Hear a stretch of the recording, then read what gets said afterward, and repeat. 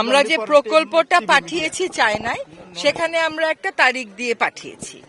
China যখন এই প্রকল্পটা পেল তখন তাদের বিশেষজ্ঞরা এটা যাচাই বাছাই শুরু করেছে। এখন প্রকল্প তো ডেট ছাড়া পাঠানো যায় না, একটা ডেট দিয়ে পাঠাতে হয়। এই যে যাচাই বাছাইটা হচ্ছে, আপনারা একটু আগে রাষ্ট্রদূত মহোদয়কে বলতে শুনেছেন যে এটা আমরা খুব ভালোভাবে যাচাই বাছাই করছি, যাতে করে এটা মানুষের এত বেশি প্রত্যাশার একটা প্রকল্প, এখানে কোনো ভুল না থাকে এবং আমরা সম্পূর্ণ সঠিকভাবে কাজটা করতে পারি। উনি এটাও বলেছেন যত দ্রুত সম্ভব উনি কাজটা শুরু করবার পক্ষপাতী এবং উনি আশা করেন যে এই বছরের মধ্যেই যত দ্রুত সম্ভব কাজটা শুরু হবে। প্রথম কথা হচ্ছে যে এটা যাচাই বাছাই প্রক্রিয়াটা শেষ না হওয়া পর্যন্ত এটা শুরু করা যাচ্ছে না।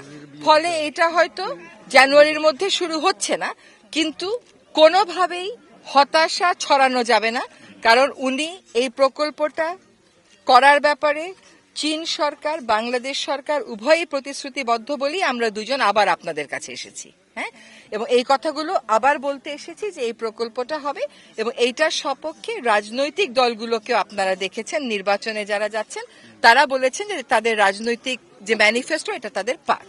সুতরাং এটা হবে, কিন্তু তাড়াহুড়াটা না করে যে 26শে জানুয়ারি বলেছিলেন 26 জানুয়ারি শুরু করে, সেটা না করে আমরা একটু সময় দিই, কাজটা ভালো করে হোক।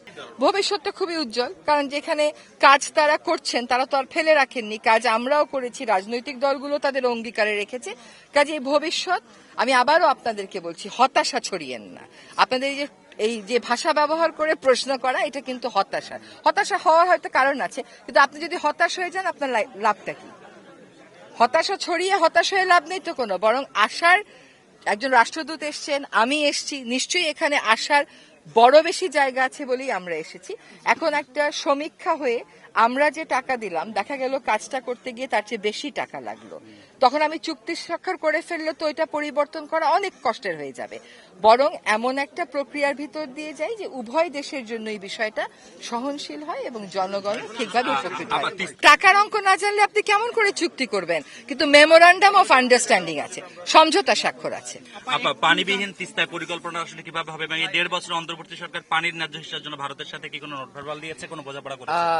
পানির ন্যায্য হিস্যা এটা একটা চলমান প্রক্রিয়া। আপনি 54 বছরের কথাটা আগে জিজ্ঞেস করেন, তারপরে 1.5 বছরের কথাটা জিজ্ঞেস করেন। আর 2 নম্বর কথা হচ্ছে, এগুলো যেহেতু বড় রাজনৈতিক ইস্যু, আমরা মনে করি নির্বাচিত সরকার এসে এটা করাটাই ভালো।